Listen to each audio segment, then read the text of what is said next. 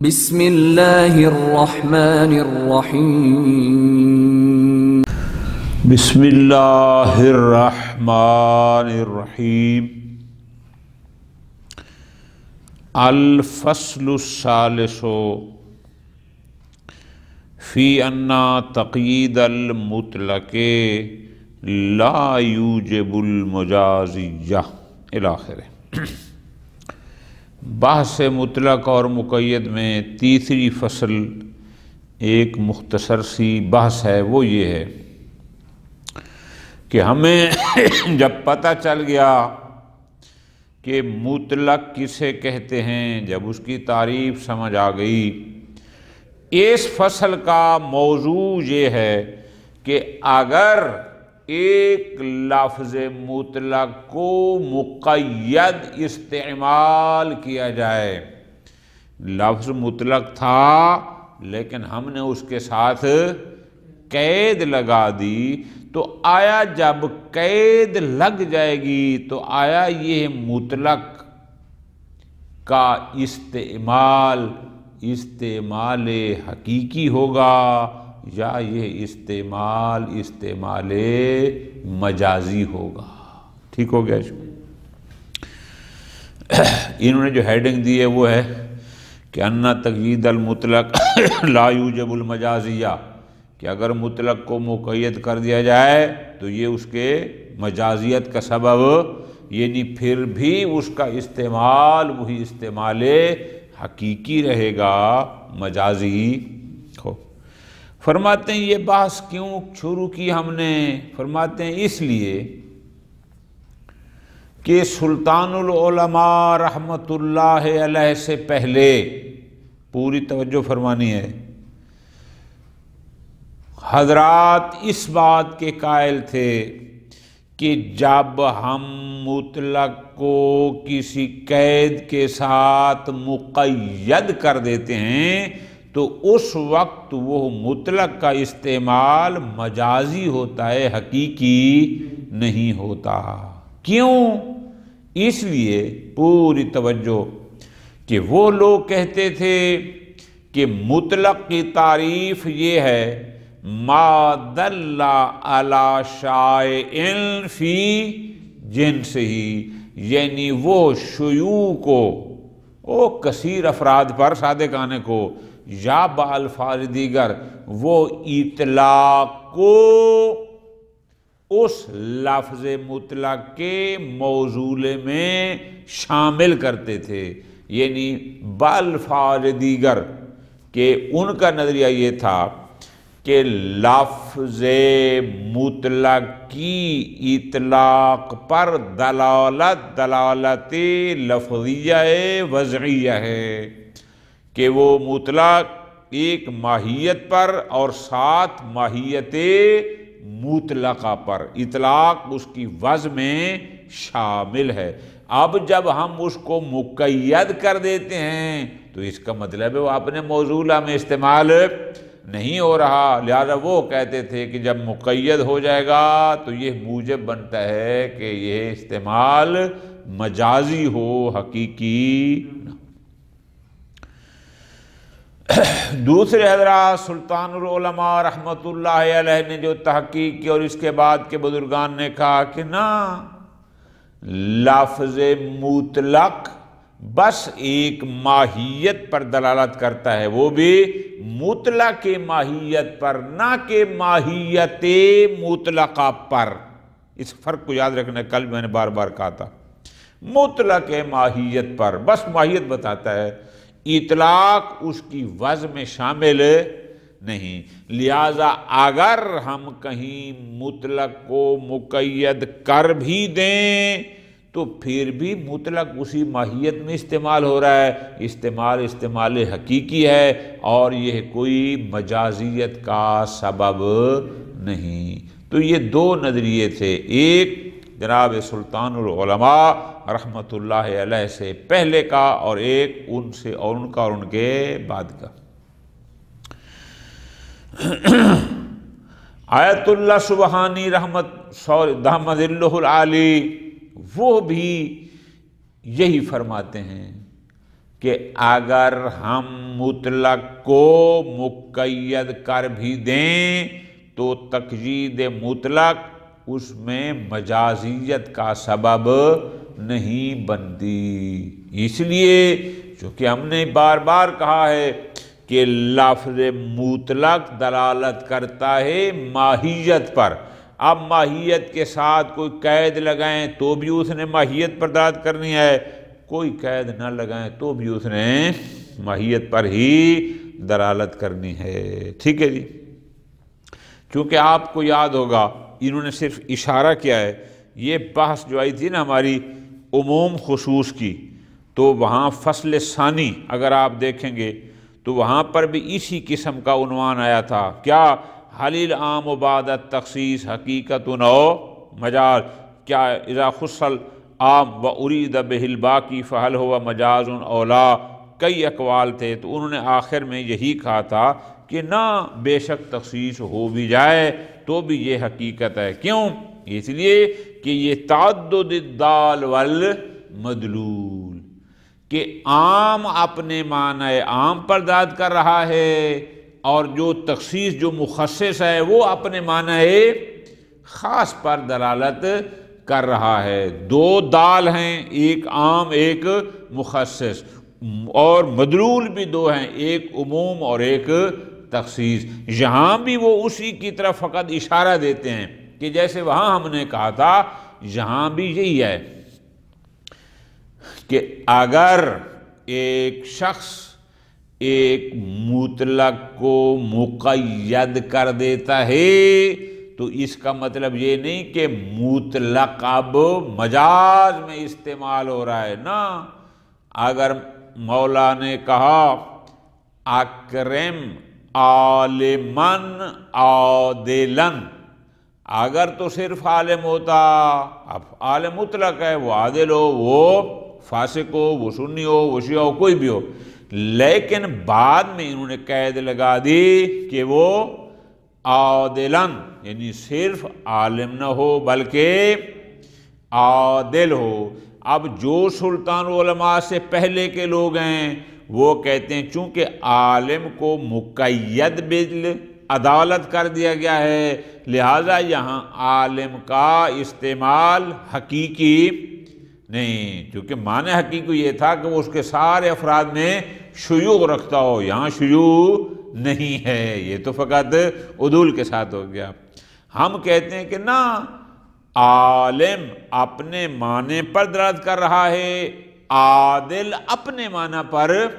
دلالت کر رہا ہے، یہ تعدد دال والمدلول ہے، لہذا عالم بھی حقیقت میں استعمال ہو رہا ہے اس کے جو بھی افراد ہیں اس میں، اور بعد میں اگر عادلن کی قید آ گئی تو وہ بھی اپنے اسی معنی میں۔ لہذا خلاصہ یہ ہوا کہ اگر کسی مطلق کو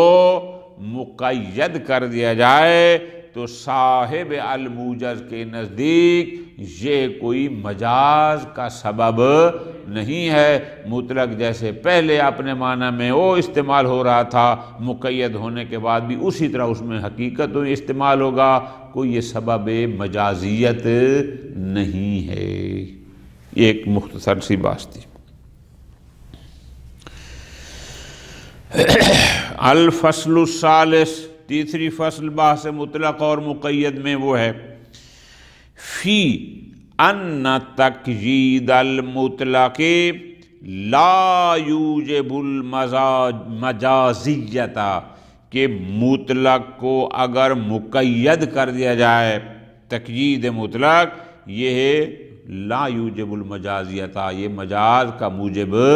اب یہ نہیں ہے کہ پھر اب جب ہم مطلق کو قید کے ساتھ استعمال کریں گے تو وہ اس کا استعمال حقیقی نہیں ہوگا بلکہ مجازی ہوگا۔ فرماتے ہیں نا، ایسا نہیں۔ خوب فرماتے ہیں اختلافات کلمۃ الاصولیین، اصولی حضرات کے نظریات میں مختلف ہیں، یعنی ان میں بحث ہے وہ اس بارے میں کہ ان المطلق بعد التقیید، کہ جب مطلق کے ساتھ کوئی قید لگا دی جائے تو اب آیا وہ مطلق کا وہ استعمال ہونا اپنے معنی میں مجاز او لا، کیا یہ مجاز ہے یا نہ۔ الا اقوال، بہت سارے نظریات ہیں، نذکر منہا قولین، ہم فقط دو ان میں سے بیان کرتے ہیں۔ پہلا نظریہ یہ ہے کہ انہو یستلزم المجازیت، کہ جب مطلق کو مقید کر دیتا ہے تو تقیید مطلق ملازم ہے مجازیت کے۔ اس کا مطلب اب اگر مطلق کو ہم بولیں گے تو وہ اطلاق، وہ اس کا بولنا استعمال حقیقی نہیں ہوگا بلکہ مجاز۔ اب سواء کان القید، چاہے وہ قید متصل ہو، چاہے یہی بات پیچھے آئی تھی کہ چاہے عام کا مخصص سے متصل ہو، چاہے مخصص متصل، میری جان یہ تھا کہ ایک ہی کلام میں مولا نے عام کے ساتھ مخصص کو بھی ذکر کر دیا، اور منفصل یہ ہوتا ہے کہ نہیں، ایک کلام میں صرف عام کو ذکر کرتا ہے، کسی اور کلام میں جا کر اس کے مخصص کو۔ یہاں بھی وہی ہے کہ چاہے وہ قید اس کے ساتھ متصل ہو، چاہے وہ منفصل ہو۔ بہرحال پہلا نظریہ یہ ہے کہ نہیں، تقیید مطلق مستلزم مجازیت ہے، جب مطلق کو مقید ہو جاتا ہے تو اب مطلق کا جو استعمال ہے وہ مجازی ہے، حقیقی نہیں ہے۔ هو المشہور قبل سلطان العلماء، سلطان العلماء کیا نام تھا شیخ؟ حسین بن رفیع الدین محمد مرعشی رحمۃ اللہ علیہ، ان سے پہلے کے لوگوں کا نظریہ یہی تھا۔ دوسرا ہے کہ نہیں،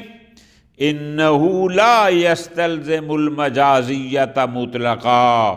کہ اگر مطلق کو مقید کر بھی دیا جائے تو تقیید مطلق مستلزم مجازیت، پھر بھی مطلق کا استعمال اسی طرح حقیقی ہوگا، وہ بھی مطلقہ، چاہے اس کی قید اس کے ساتھ متصل ہو، چاہے قید منفصل ہو، علیحدہ بیان کی گئی ہو۔ ہوا خیرۃ سلطان العلماء، یہ نظریہ ہے جناب سلطان العلماء رحمۃ اللہ علیہ کا۔ فرماتے ہیں دونوں نظریات کی دلیل کیا ہے؟ حجت القول الاول، جو کہتے ہیں کہ بھئی تقیید مطلق مستلزم مجازیت ہے، موجب مجازیت ہے، ان کی دلیل یہ ہے، وہ کہتے ہیں کہ ان مقوم الاطلاق، توجہ میری جان، کہ مقوم اطلاق، وہ کہتے ہیں مطلق ہوتا ہی تب مطلق ہے کہ اس میں شیوع اور سریان ہو، یعنی اس میں بہت سارے وسعت ہو، دوسرے الفاظ میں وسعت ہو، کہ وہ وسیع افراد پر یا صفات پر دلالت کر رہا ہو۔ اگر اس میں وسعت ہوگی تو ہم کہیں گے کہ یہ مطلق ہے۔ کیوں؟ اس لیے قد قیل فی تعریف ہے، اس لیے کہ مطلق کی تعریف ہی یہی ہے۔ کون سی مطلق کی تعریف ہے؟ ما دل علی شیء فی جنس ہی، کہ جو اپنے جنس کے بہت سارے افراد پر، کثیر افراد پر دلالت کرے۔ وبالتقیید، لیکن جب آپ اس مطلق کو مقید کر دیتے ہیں، اس کے ساتھ ایک قید لگا دیتے ہیں، یزول الشمول والسریان، وہ جو وسعت تھی، جو پھیلاؤ تھا، وہ سارے کا سارا ختم ہو گیا۔ نتیجہ یہ ہے کہ فینتج المجازیہ، نتیجہ یہ ہے کہ اس کا مطلب اب استعمال کریں گے تو وہ، میں نے آپ کو بڑی آسان مثال دی، جیسے عالم، اب عالم میں شیوع ہے، وسعت ہے، عادل ہو، فاسق ہو، سنی ہو، شیعہ ہو، صرفی ہو، نحوی ہو، فلاں فلاں سب کو، لیکن جب آپ اس عالم کے ساتھ کوئی ایک قید لگا دیں گے تو باقی سارے زائل، تو جب زائل ہو گئے، اس کا مطلب اب اس میں جو شیوع تھا، وہ جو گنجائش تھی، وسعت تھی، وہ ساری جب ختم ہو گئی تو اس کا مطلب یہ مجاز ہے، اب یہ حقیقت۔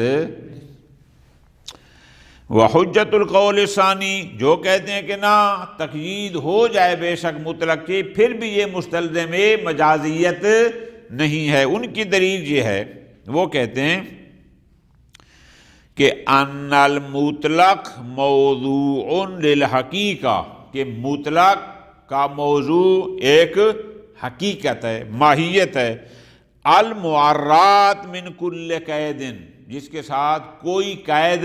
نہیں، ہر قسم قید سے خالی، حتیٰ کہ شیوع اور سریان کی قید بھی اس میں نہیں ہے۔ ٹھیک ہے جی، خوب، لہذا اب وہ بات جو میں نے خالی میں بتائی تھی، وہ یہاں آپ سیٹ کریں گے تو آپ کو آسان ہوگی۔ لہذا آپ کہتے ہیں کہ مطلق کا موضوع ہے ماہیت مطلقہ، آپ اطلاق کو اس کی وضع میں شامل کرتے ہیں۔ ہم کہتے ہیں کہ نہ، مطلق کا موضوع ہے مطلق ماہیہ، یعنی اطلاق اس کی ماہیت موضوع میں شامل نہیں ہے۔ پس فالتقیید لا یحدث